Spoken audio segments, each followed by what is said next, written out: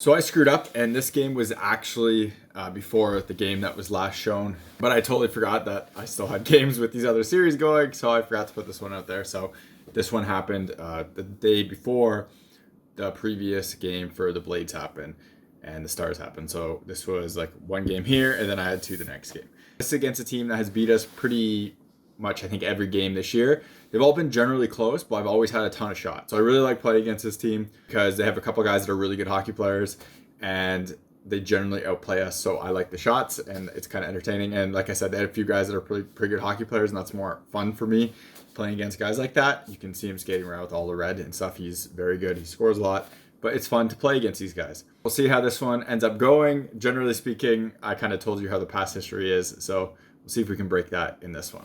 You want to support the channel, and you need a base layer and a protective, kind of supportive base layer that helps protect your growing as well as your hips. Check out the Konekt. This is the Pro 1.0 pants. So this one is not quite as restrictive, and this is kind of tight right here in this X pattern. You might have seen these as Under Armour before, or Bauer for the hockey specific ones. There's also the Core 3.0, which is a lot stiffer, as you can see. Really helps protect my growing and keeping it kind of in place and make sure it doesn't overstretch itself. There's a discount code, and you click the link in the description. Use that discount code to get a discount off, help support myself, as well as get you some pretty awesome base layer pants that really do help with injury prevention and help stabilize your core while playing. Otherwise, if you want to support the channel without buying anything, check out links in the description, Patreon, buy me a coffee. Everything through there comes again back into the channel so I can make more content and do more reviews.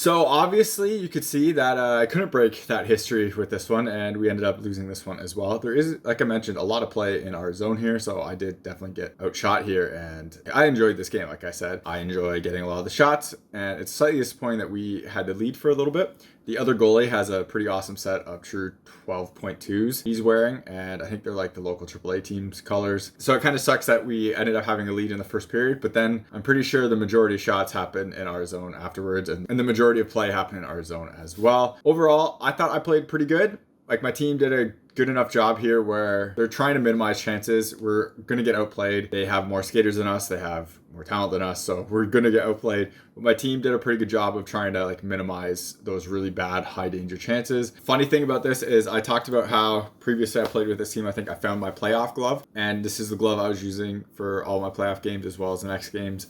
And I couldn't catch anything with this. So it's kind of funny how that works out. Just sometimes you don't have it, other times you do.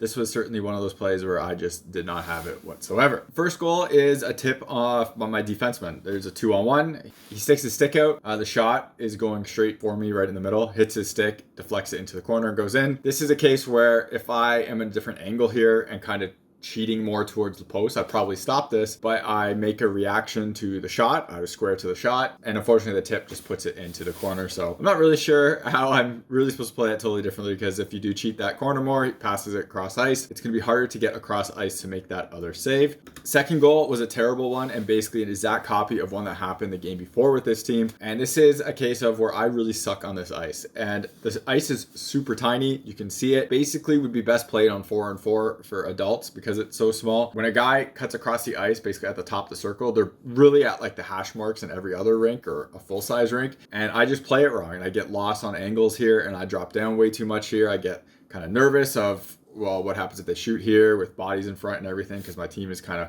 like these kind of always there, so I don't want to let those shots through. And he puts it up high and I miss it, and it was just a bad goal overall and a really disappointing one, especially because like, how do I let in another one of those again? Third goal was another guy in the slot, and he puts it off the post and in. I am 80% sure this hits my defenseman's stick as well, but I'm pretty sure this hits his stick as well and drops on me. Decent shot on this one, but I should have stopped this. I wasn't out far enough. I knew there was a guy on the right side. I knew there was a guy on the left side. I didn't want to fully challenge this and then they pass backdoor and have a wide open net. Like I mentioned, this ice is tiny. That person does make that pass and I'm challenging more there. They are going to be so open when they're at the dot, because it ends up really them being a lot closer. So another one I'm disappointed with overall and obviously want back. And then finally, the fourth one is just an unbelievably weak goal. I have no idea how this squeezed between my elbow and my body. I make a save like this all the time. I RVH all the time in this position with my arms and stuff really tight and close.